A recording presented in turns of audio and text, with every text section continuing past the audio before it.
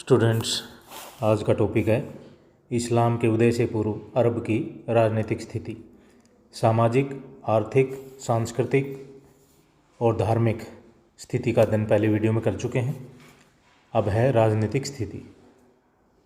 इस्लाम के उदय से पूर्व अरब का समाज दो भागों में बटा हुआ था, बद्दू और शहरी लोग। बद्दुओं में राजनीतिक संगठन वंश परंपरा पर आधारित था। प्रत्येक परिवार का अपना एक खेमा होता था। खेमे को तंबू कहा जाता था। कई खेमों को मिलाकर डेरा बनता था और डेरे को हे कहा जाता था। एक डेरे में एक ही कौम अर्थात जाति या वंश के लोग निवास करते थे।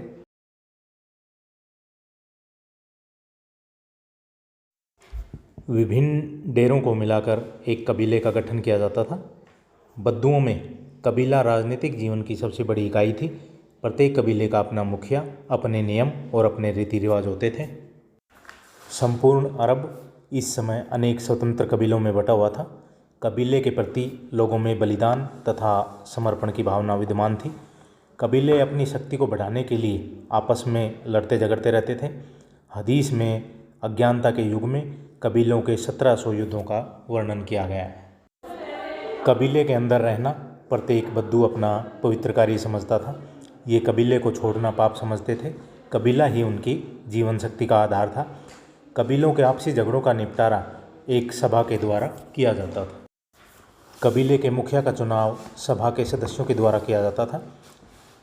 वह कबीले के लोगों की देखभाल करता था तथा उनकी जान माल की रक्षा करता था। कबीले के मुखिया को शेख कहा जाता था। शेख यदि सही कार्य नहीं करता तो उसे पद से हटा दिया जाता था और नए शेख का चुनाव कर लिया जाता था। बद्दू लोग शेख की आज्ञाओं का पालन करते थे। नेक्स्ट है शहरों का प्रशासन। इस समय अरब में मक्का, मदीना, तैफ प्रमुख नगर थे। मक्का में काबा का पत्थर था जिस पर प्रत्येक वर्ष लाखों तीर्थयात्री अपनी आस्था प्रकट करने के लिए आते थे।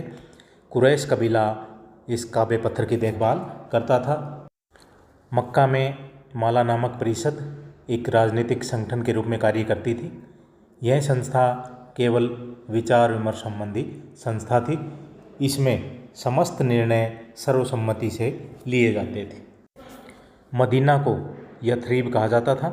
जाहिलिया युग में मदीना नगर के स्थान पर बस्तियों का समूह बना हुआ था।